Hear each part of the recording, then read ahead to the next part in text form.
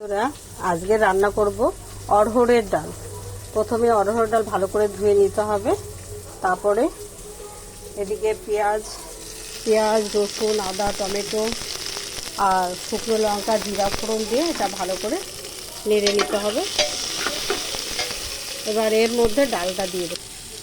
ডালটাকে ভালো করে নেড়ে এবার জল ঢেলে দেবো।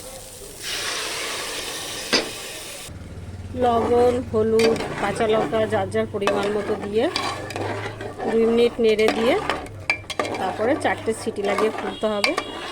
তারপর আবার 5 মিনিট একটু জ্বালাতে হবে। কেউ কেউ সাম্বার মশলাও ডালে দিতে পারো, আমি দেব সাম্বার মশলা, নতুবা জিরার গুঁড়ো ভাজা মশলা যেটা সেটাও দিতে পারো।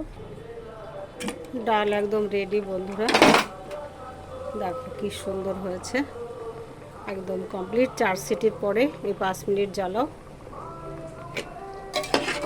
একদম রেডি।